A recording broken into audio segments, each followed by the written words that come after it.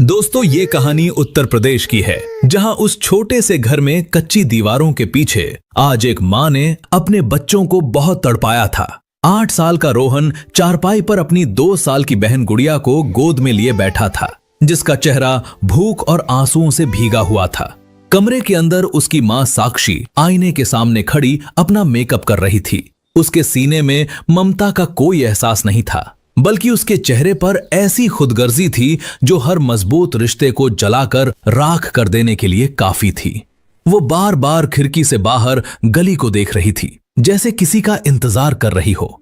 उस दिन रवि शहर में मजदूरी करने गया हुआ था। वो ये सोचकर घर से निकला था कि शाम को बच्चों के लिए फल और पत्नी के लिए नई साड़ी लेकर आएगा, मगर उसे क्या पता था कि जिस पत्नी को खुश रखने के लिए वो इतनी मेहनत कर रहा है, आज वो उसे ऐसा जख्म देने वाली है जो कभी नहीं भर पाएगा। साक्षी, जो अपनी खूबसूरती पर हद से ज्यादा घमंड करती थी, आज कुछ ज्यादा ही जल्दी में थी। वो जल्दी जल्दी अलमारी से कपड़े निकालती और फिर उन्हें झटक कर वापस रख देती। आज उसके दिल में एक ऐसी खुशी थी जैसे किसी कैद से आजाद होने पर होती है। उसका पति रवि एक सीधा सादा मेहनती इंसान था, जो सुबह ही मजदूरी करने निकल जाता। रोहन और गुड़िया और साक्षी ही उसकी दुनिया थी, लेकिन साक्षी के सपनों की दुनिया तो कहीं और बसी हुई थी। गुड़िया का जिस्म बुखार से तप रहा था और वो सिसकियां ले रही थी। रोहन ने रसोई में जाकर देखा, लेकिन वहां चूल्हा ठंडा पड़ा था। वो डरते डरते कमरे में गया और साक्षी से बोला, मम्मी, गुड़िया को बहुत तेज बुखार है, उसे कुछ खिला दो ना, वो दूध भी नहीं पी रही है। साक्षी ने उसकी तरफ देखे बिना ही मेकअप करते हुए कहा, रोहन, दूर हो जा यहां से, मेरा दिमाग खराब मत कर। सारा दिन तुम दोनों की चीखो पुकार खत्म ही नहीं होती। मैं तुम्हारी नौकरानी नहीं हूं जो हर वक्त तुम्हारे पीछे पीछे फिरती रहूं। अपने पापा का इंतजार कर, वही लाएगा तुम्हारे लिए दवाइयां। मां की बात सुनकर रोहन का नन्हा सा दिल टूट कर बिखर गया। वो अपनी बहन को लेकर बाहर बरामदे में आकर बैठ गया और उसके माथे पर गीले कपड़े की पट्टियां रखने लगा। उसे याद था जब उसकी दादी कहती थी कि माँ तो ममता की मूरत होती है, मगर अब उसे अपनी माँ के पैरों की आहट से भी डर महसूस होता था, क्योंकि साक्षी उस वक्त किसी और ही दुनिया में थी। उसके फोन पर बार बार मैसेज आ रहे थे। करण सिंह, जो एक अमीर बाप का बिगड़ा हुआ बेटा था, साक्षी को पिछले कई महीनों से बड़े बड़े सपने दिखा रहा था। वो उससे कहता था कि साक्षी, तुम इस कच्चे घर और इन बच्चों के लिए नहीं बनी, तुम्हारी जगह तो बड़े बंगले में है। साक्षी उसके प्यार और झूठे वादों में इस कदर अंधी हो चुकी थी कि उसे रवि का प्यार और वो मेहनत नजर नहीं आती थी, जो वो तपती गर्मी में सिर्फ इसलिए करता था ताकि साक्षी को उसकी पसंद की चीजें दिला सके और बच्चों की ख्वाहिशें पूरी कर सके। दोपहर ढलने लगी तो साक्षी ने बैग तैयार किया। उसने घर में रखे वो थोड़े से पैसे भी उठा लिए जो रवि ने गुड़िया के इलाज के लिए रखे हुए थे। उसे जरा भी एहसास नहीं हुआ कि वो जाते जाते अपने पति की जिंदगी भर की जमा पूंजी लेकर जा रही है। उसने खूबसूरत रेशमी साड़ी पहनी, बालों को खुला छोड़ा और जब वो कमरे से बाहर निकली तो उसके चेहरे पर कठोरता साफ दिखाई दे रही थी। रोहन ने जब माँ को तैयार देखा तो उसे लगा शायद वो गुड़िया को डॉक्टर के पास लेकर जा रही है। वो खुशी से उठा और बोला, मम्मी, क्या आप गुड़िया को डॉक्टर के पास ले जा रही हैं? गुड़िया बहुत रो रही है। आपने बहुत अच्छा किया जो पापा के आने से पहले आप डॉक्टर के पास जा रही हैं। साक्षी ने एक पल के लिए रुककर अपने उन दोनों बच्चों को देखा जिन्हें उसने 9 महीने तक अपनी कोख में रखा था, लेकिन करण सिंह के प्यार ने उसके अंदर की ममता को खत्म कर दिया था। उसने गुस्से में अपना बैग कंधे पर डाला और रोहन को एक तरफ धक्का देते हुए कहा, खबरदार जो मेरे पीछे आए, मैं हमेशा के लिए जा रही हूं। तुम और तुम्हारी ये बहन मेरे लिए मनहूस हो। तुम दोनों ने मेरी जवानी खा ली। अब जाओ और जाकर अपने बाप के गले पड़ो। मैं अपनी जिंदगी ऐशो आराम से जीना चाहती हूं। मेरे रास्ते में आने की कोशिश मत करना। रोहन ये सुनकर सन्न रह गया। उसने साक्षी का पल्लू पकड़ लिया और दहाड़े मारकर रोने लगा। मम्मी, हमें छोड़कर मत जाओ, हमें डर लगता है, हम बहुत भूखे हैं, हमें खाना खिला दो। साक्षी ने अपना पल्लू छुड़ाने के लिए रोहन के मासूम चेहरे पर ऐसा जोरदार थप्पड़ मारा कि वो जमीन पर जा गिरा। गुड़िया, जो पहले ही बीमार थी, भाई को गिरते देखकर जोर जोर रोने लगी। पूरे घर में उन मासूमों की चीखें गूंज रही थीं, लेकिन साक्षी को उन पर ना तो तरस आया और ना ही उसके कदम रुके। उसने दरवाजा खोला और बाहर गली में खड़े करण की कार में बैठकर वहां से फरार हो गई। जैसे जैसे कार दूर होती गई, रोहन के दिल की धड़कनें तेज होने लगी। रोहन रोता हुआ दरवाजे तक आया और अपनी मां को धूल में गायब होते हुए देखता रहा। उसके छोटे से दिल में यह सवाल उठ रहा था, क्या माएं भी अपने बच्चों को भूखा छोड़कर जा सकती हैं? शाम ढलने लगी और घर में अंधेरा छाने लगा। रोहन ने अपनी तड़पती हुई बहन को उठाया और कमरे में चला गया। वो उसे चुप कराने की कोशिश करता और उसे पानी पिलाता, लेकिन रोते रोते गुड़िया की हिम्मत जवाब दे गई। उधर रवि मंडी से मजदूरी करके वापस आ रहा था। उसके हाथ में एक छोटा सा खिलौना था जो उसने गुड़िया के लिए खरीदा था, और वो साक्षी के लिए उसकी पसंद की मिठाई लाया था। वो थका हारा हुआ मगर खुश था, क्योंकि आज उसने कुछ ज्यादा पैसे कमाए थे। लेकिन जैसे ही वो घर पहुंचा और गेट खुला देखा तो उसे कुछ अजीब सा लगा। अंदर आंगन में खामोशी थी और किचन में भी अंधेरा था। उसने आवाज लगाई, साक्षी, देखो मैं तुम्हारे लिए क्या लाया हूं। साक्षी तो नहीं बोली, लेकिन उसे रोहन के रोने की आवाज आई। रवि दौड़ता हुआ कमरे में गया तो वहां का दृश्य देखकर उसके पांव तले से जमीन निकल गई। अलमारी खुली पड़ी थी, साक्षी के सारे कपड़े गायब थे और रोहन अपनी बहन को सीने से लगाए जमीन पर बैठा हुआ फटी फटी आंखों से अपने पिता को देख रहा था। उसने रोते हुए कहा, पापा, मम्मी हमें छोड़कर चली गई। वो कह रही थी कि हम मनहूस हैं। रवि के हाथ से मिठाई छूट गई और वो वहीं जमीन पर सिर पकड़कर बैठ गया। उसे ऐसा लगा जैसे किसी ने उसके जीते जी उसकी आत्मा निकाल ली हो। उसने बैग में रखे पैसे ढूंढे तो वो भी गायब थे। जिस औरत को उसने अपनी जान से ज्यादा प्यार किया था, आज वही औरत उसकी पीठ में छुरा घोंपकर उसे इस हाल में छोड़ गई थी कि उसके पास अपनी बीमार बेटी की दवा के लिए भी पैसे नहीं बचे थे। रात हो चुकी थी। रवि अपनी बीमार बेटी को गोद में लिए गांव के क्लिनिक की तरफ दौड़ा। रोहन भी उसके पीछे पीछे भागा चला जा रहा था। उस रात गांव की उस गली में एक बाप का दर्द और दो मासूम बच्चों की सिसकियां गूंज रही थीं, जबकि मीलों दूर शहर के होटल में साक्षी करण के साथ मौज मस्ती कर रही थीं। लेकिन वो ये नहीं जानती थी कि उसके कर्मों का फल उसे बहुत जल्द मिलने वाला है। साक्षी को लग रहा था कि वो रवि के साथ कैद काट रही थी, लेकिन सच्चाई ये थी कि अब वो एक ऐसी दलदल में कदम रख चुकी थी जहां से वापसी का कोई रास्ता नहीं था। उधर गांव के डॉक्टर ने रवि की बेटी को हॉस्पिटल के लिए रेफर कर दिया था। रवि ने उसे शहर के एक अस्पताल में भर्ती कराया। वो अस्पताल के फर्श पर बैठ गया। उसने दोनों हाथ जोड़कर कहा, है भगवान, मैं तो उसे फिर भी माफ कर दूंगा, लेकिन मेरे इन बच्चों का क्या कसूर था। उस रात के बाद रवि की जिंदगी का एक नया और कठिन सफर शुरू हो गया। उसे अब मां और बाप दोनों का फर्ज निभाना था और साबित करना था कि जब मां बागी हो जाए तो फिर एक पिता टूटे हुए घर को कैसे संभालता है। रवि बाहर रोहन को सीने से लगाए हुए बैठा था और अंदर डॉक्टर गुड़िया की जिंदगी बचाने की कोशिश कर रहे थे। रोहन अपने पापा के गले लगकर सिसकियां ले रहा था। वो रात रवि के लिए किसी कयामत से कम न थी। एक तरफ पत्नी की बेवफाई का गम था और दूसरी तरफ बेटी जिंदगी और मौत की जंग लड़ रही थी। जब डॉक्टर बाहर आए तो उनके चेहरे पर थकान साफ दिख रही थी। उन्होंने कहा, रवि भाई, बच्ची की हालत बहुत नाजुक है। तुम्हें इलाज और दवाइयों के लिए पैसों का इंतजाम करना होगा। रवि ने खाली नजरों से अपनी जेब की तरफ देखा, लेकिन उसके पास अब कुछ भी नहीं बचा था। साक्षी ने न सिर्फ उसे छोड़ा था, बल्कि उसने घर से पैसे चुराकर उसकी बच्ची की सांसों को भी परेशानी में डाल दिया था। उधर शहर के खूबसूरत फ्लैट में साक्षी ऐशो आराम की जिंदगी जी रही थी। करण ने उसे हर वो चीज लाकर दी जिसकी उसने फरमाइश की, लेकिन इन सब के बावजूद साक्षी के दिल में एक अजीब सी खटक थी। उसे बार बार रोहन का वो मासूम चेहरा और गुड़िया की बीमारी याद आती, लेकिन वो अपने इस ख्याल को तुरंत झटक देती कि नहीं, मैंने ये सब अपनी खुशी के लिए ही तो किया है। करण शुरू शुरू में तो उस पर जान छिड़कता था, उसे महंगे होटलों में ले जाता और उसकी खूबसूरती की तारीफें करता। लेकिन जैसे जैसे दिन बीतते गए तो करण का रवैया बदलने लगा। वो अब घंटों घंटों घर से गायब रहता और जब वापस आता तो साक्षी के साथ झगड़ता। उसकी बातों में अब वो पहले जैसी अपनायत नहीं रही थी। एक दिन साक्षी और करण जब झगड़ा कर रहे थे तब करण ने गुस्से में कहा, साक्षी, तुमने क्या सोचा था? मैं सारी जिंदगी तुम्हारे नखरे उठाऊंगा?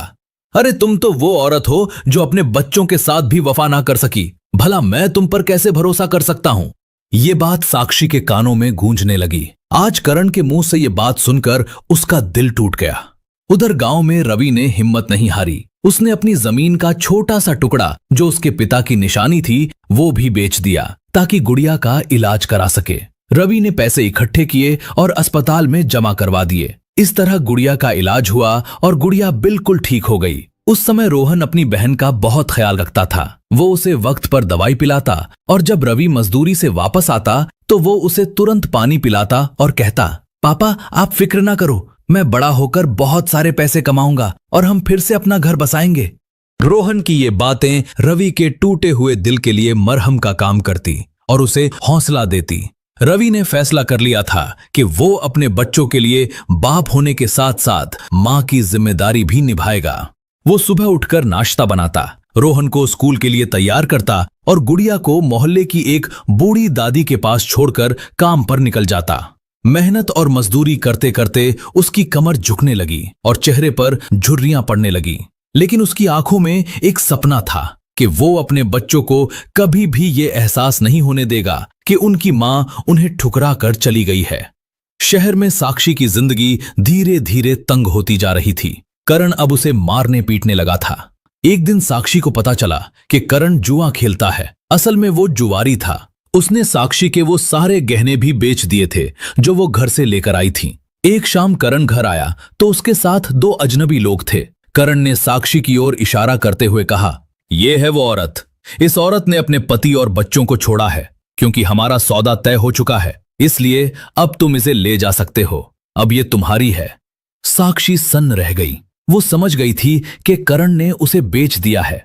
वो चीखने चिल्लाने लगी मगर वहां उसकी आवाज सुनने वाला कोई नहीं था। उसे उस वक्त रवि का वो प्यार याद आया जो उसकी हर कड़वी बात बर्दाश्त कर लेता था। उसे वो आंगन याद आया जहां उसके बच्चे उसे मम्मी कहकर बुलाते थे। उसे अपनी गलती का एहसास हो रहा था लेकिन अब बहुत देर हो चुकी थी। वो करण के पैरों में गिर पड़ी। भगवान के लिए ऐसा मत करो करण, मैं मर जाऊंगी। करण ने उसकी एक ना सुनी। उसने साक्षी को धक्का देकर अपने घर से बाहर निकाल दिया। वक्त तेजी से बीत रहा था। 6 साल गुजर चुके थे। उधर गांव में रवि की मेहनत रंग लाई। रोहन अब हाई स्कूल में पढ़ता था और गुड़िया भी स्कूल जाने लगी थी। गुड़िया बिल्कुल साक्षी की तरह दिखती थी लेकिन उसकी आंखों में साक्षी जैसी बेवफाई नहीं बल्कि अपने पिता और भाई के लिए प्यार था। रवि ने दिन रात मेहनत करके अपनी वो जमीन वापस खरीद ली थी और एक छोटा सा पक्का घर भी बना लिया था। गांव वाले अब रवि की मिसाल देते थे। रोहन पढ़ाई में बहुत अच्छा था। वो स्कूल से आकर अपने पिता के साथ खेतों में भी हाथ बटाता। उनके घर में अब सुकून था। भले ही साक्षी का नाम अब वहां कोई नहीं लेता था लेकिन उसके छोड़े हुए निशान आज भी कहीं ना कहीं बाकी थे। एक रात साक्षी उस कोठरी की खिड़की से आसमान को देख रही थी जहां उसे कैद करके रखा गया था। उसके बाल बिखरे हुए थे और चेहरा मुरझा चुका था। वो सोच रही थी कि अगर उस शाम वो रोहन को तड़पता हुआ देखकर अपने कदम रोक लेती, काश वो उस दिन गुड़िया को सीने से लगा लेती, तो आज उसे अपने पाप का बोझ इतना भारी न लगता। उसे ऐसा लगा जैसे उसका दम घुट जाएगा। उसने वहां से भागने की कोशिश की। वो किसी तरह खिड़की तोड़कर वहां से निकली और सड़क पर आ गई। उसके पांव में चप्पल नहीं थे, उसके कपड़े फटे हुए थे, लेकिन आज उसके अंदर एक ही तड़प थी कि वो फिर से गांव जाए और अपने बच्चों के पैरों में गिरकर माफी मांगे। वो सड़कों पर ठोकरें खाती, लोगों से रास्ता पूछती हुई गांव की तरफ चल पड़ी। उसे पता था कि वहां अब उसका इंतजार कोई नहीं कर रहा है, लेकिन ममता की वो चिंगारी जो बरसों पहले उसने खुद बुझाई थी, आज एक शोला बनकर उसे अंदर ही अंदर जला रही थी। साक्षी की हालत अब किसी भिखारन की तरह हो चुकी थी। वो कई दिनों से सड़कों पर मारी मारी फिर रही थी। कभी कोई तरस खाकर उसे खाना पकड़ा देता तो कभी लोग उसे पागल समझकर नजरअंदाज कर देते। उसकी वो खूबसूरती जिस पर वो घमंड करती थी अब धूल और मिट्टी में अट चुकी थी। चलते चलते उसके पांव में छाले पड़ चुके थे, लेकिन उसके दिल में लगी पछतावे की आग उसे रुकने नहीं दे रही थी। आखिरकार वो अपने गांव के करीब पहुंच गई। गांव की वही खुशबू, वही पेड़ और वही कच्चे पक्के रास्ते थे, मगर साक्षी के लिए सब कुछ बदल चुका था। उसे डर था कि कोई उसे पहचान ना ले, लेकिन सच तो ये था कि अब वो इस हाल में थी कि वो खुद भी अपने आप को नहीं पहचान सकती थी। जब वो अपनी गली के मोड़ पर पहुंची तो उसका दिल जोर जोर धड़कने लगा। जहां कभी कच्चा मकान हुआ करता था अब वहां एक पक्का घर बन चुका था। साक्षी दीवार का सहारा लेकर वहीं बैठ गई। उसने देखा कि एक हट्टा कट्टा लड़का जिसकी उम्र 15-16 साल के आसपास थी, वो बाइक लेकर घर से बाहर निकला। साक्षी की हिचकी बंध गई। वो रोहन था। उसके चेहरे पर वही चमक थी जो कभी रवि के चेहरे पर हुआ करती थी। रोहन ने एक पल के लिए उस मैली कुचैली औरत की तरफ देखा जो दीवार से लगी रो रही थी। उसे लगा शायद कोई भिखारन है। उसने जेब से 50 रुपए निकाले और साक्षी की तरफ बढ़ा दिए। साक्षी ने कांपते हाथों से वो पैसे पकड़ने के बहाने रोहन के हाथ को छूना चाहा, लेकिन रोहन ने हाथ पीछे कर लिया और बाइक लेकर वहां से चला गया। साक्षी का दिल टुकड़े टुकड़े हो गया। आज उसका अपना बेटा भी उसे भिखारी समझकर पैसे दे रहा था। अब वो उसे पहचानता तक नहीं था। थोड़ी देर बाद उस घर से एक सुरीली आवाज आई, पापा खाना तैयार है, आप जल्दी से हाथ धोकर आओ और खाना खा लो। साक्षी ने दीवार के एक होल से अंदर झांक कर देखा तो सामने 10-12 साल की एक प्यारी सी लड़की खड़ी थी। वो गुड़िया थी, वही गुड़िया जिसे साक्षी मरने के लिए छोड़ गई थी। गुड़िया की मासूमियत और उसका अपने बाप के साथ प्यार देखकर साक्षी को ऐसा महसूस हुआ जैसे उसने स्वर्ग ठुकराकर अपने लिए नर्क चुन लिया था। रवि के बाल सफेद हो चुके थे और चेहरे पर मेहनत के गहरे निशान थे, मगर उसकी आंखों में वो सुकून था जो सिर्फ उन लोगों को मिलता है जो अपनी जिम्मेदारियां निभाते हैं। रवि ने गुड़िया के सिर पर हाथ रखा और उसे आशीर्वाद दिया। साक्षी का दिल किया कि वो भी चिल्लाकर कहे, रवि मुझे माफ कर दो, लेकिन उसकी आवाज गले में अटक गई। वो सारा दिन उस दीवार के पास बैठी रही। उसने देखा कि वो घर अब कितना खुशहाल और शांत है जिसे वो छोड़कर गई थी। वो देख रही थी कि उस घर में साक्षी की कमी तो थी, लेकिन अब उसकी जरूरत नहीं थी। रवि ने अकेले ही दोनों बच्चों की ऐसी परवरिश की थी कि वो पूरे गांव के लिए मिसाल बन गए थे। शाम के समय जब लोग मंदिर जा रहे थे तो कुछ औरतें वहां से गुजरी। उन्होंने साक्षी को वहां बैठे देखा तो एक ने दूसरी से कहा, पता नहीं आजकल कैसी कैसी औरतें गांव में आ जाती हैं, लगता है ये कहीं से भाग कर आई हैं। दूसरी औरत बोली, छोड़ो हमें क्या, भगवान सबको सद्बुद्धि दे। वैसे रवि भाई की किस्मत देखो, उसकी पत्नी भाग गई थी लेकिन भगवान ने उसे ऐसे संस्कारी बच्चे दिए हैं कि आज वो राजाओं की तरह रहता है। ये बातें सुनकर साक्षी को ऐसा लगा जैसे किसी ने उसके जख्मों पर नमक छिड़क दिया हो। रात के अंधेरे में जब सब सो गए तो साक्षी हिम्मत करके गेट के करीब आई। उसने देखा कि रवि बरामदे में चारपाई पर सो रहा था और पास ही एक छोटी चारपाई पर गुड़िया लेटी हुई थी। साक्षी का जी चाहा कि वो अंदर जाए और अपनी बेटी का माथा चूम ले, लेकिन तभी उसे करण की वो बात याद आई, तुम तो वो औरत हो जो अपने बच्चों की भी ना हो सकी। ये बात याद आते ही उसे लगा कि उसके कदम इस पवित्र घर को गंदा कर देंगे। वो वहीं गेट के बाहर बैठकर सारी रात रोती रही। उसे अपनी वो सारी बदतमीजियां और बेवफाई याद आ रही थी जो उसने रवि के साथ की थी। उसे वो दिन भी याद आए जब रवि ने गुड़िया के इलाज के लिए पैसे इकट्ठे किए थे और वो उन्हें लेकर फरार हो गई थी। उसे अपने आप से घिन महसूस होने लगी। अगली सुबह जब रवि उठा और उसने गेट खोला तो उसे वो बाहर पड़ी हुई मिली। वो बेहोश हो चुकी थी। रवि ने इंसानियत के नाते उसे पानी पिलाया और गुड़िया से कहा कि अंदर से थोड़ा सा दूध लेकर आओ। जब साक्षी को होश आया तो उसने रवि और गुड़िया को अपने सामने खड़ा देखा। वो फूट फूट कर रोने लगी। उसने अपना चेहरा छुपाने की कोशिश की। तभी अचानक रवि की नजर उसके हाथ पर पड़ी जहां एक पुराना निशान था। रवि हैरान रह गया। उसके मुंह से एक दबी हुई आवाज निकली, साक्षी। साक्षी ने जब रवि के मुंह से अपना नाम सुना तो वो उसके पैरों में गिर पड़ी और माफी मांगने लगी। रवि, या तो मुझे माफ कर दो या फिर मुझे खत्म कर दो। मैंने तुम्हारे और अपने बच्चों के साथ बहुत गलत किया था, इसलिए भगवान ने मुझे दर दर की ठोकरें खिलाकर मेरी औकात दिखा दी है। प्लीज मुझे माफ कर दो। गुड़िया हैरानी से अपने पिता को देख रही थी और सोच रही थी कि ये भिखारन उनका नाम कैसे जानती है और ये बार बार माफी क्यों मांग रही है। रवि के कदमों में पड़ी साक्षी की हालत देखकर गुड़िया सहम कर पीछे हट गई। उसे कुछ समझ नहीं आ रहा था कि वो उसके पिता के पांव पकड़कर क्यों रो रही है। रोने की आवाज सुनकर रोहन भी कमरे से बाहर आ गया। रवि चुपचाप खड़ा था। उसकी आंखों में अजीब सी उलझन थी। वो औरत जिसे वो कभी अपनी इज्जत समझता था आज इतनी बदल गई थी कि पहचान में भी नहीं आ रही थी। वो सिसकियां लेते हुए बोली, रवि एक बार कह दो कि तुमने मुझे माफ कर दिया है, वरना मेरा दम निकल जाएगा। रोहन ने जब थोड़ा पास आकर गौर से देखा तो उसके दिमाग में 7 साल पुराना वो चेहरा घूम गया जो उसे घर के दरवाजे पर थप्पड़ मारकर घर से बाहर निकल गई थी। रोहन की आंखों में गुस्सा उतर आया, उसकी सांसें तेज होने लगी। उसने रवि से कहा, पापा, ये वही औरत है ना जो हमें मनहूस बोलकर रोते हुए छोड़कर चली गई थी? साक्षी ने तड़प कर रोहन की तरफ देखा और बोली, बेटा ऐसा मत कहो, मैं तुम्हारी मां हूं, मुझे माफ कर दो। रोहन ने उसे नफरत से देखते हुए कहा, क्या मां ऐसी होती हैं जो अपने बच्चों को तपते हुए बुखार में छोड़कर भाग जाती हैं, या फिर वो मां जो अपने बच्चों के इलाज के पैसे चोरी करके फरार हो जाती है? मेरी मां तो उसी दिन मर गई थी जब तुमने इस घर की दहलीज को पार किया था। साक्षी ने गुड़िया की तरफ हाथ फैलाए। गुड़िया बेटी, देखो मैं तुम्हारी मां हूं। गुड़िया, जो अब तक चुपचाप खड़ी थी, उसने अपने पापा का हाथ मजबूती से थाम लिया और कहा, नहीं, मेरी कोई मां नहीं है, मेरे तो सिर्फ पापा और भाई हैं। पापा, इस औरत को कहो यहां से चली जाए, मुझे इस औरत से बहुत डर लग रहा है। गुड़िया के ये शब्द साक्षी के सीने में कांटों की तरह चुभ गए।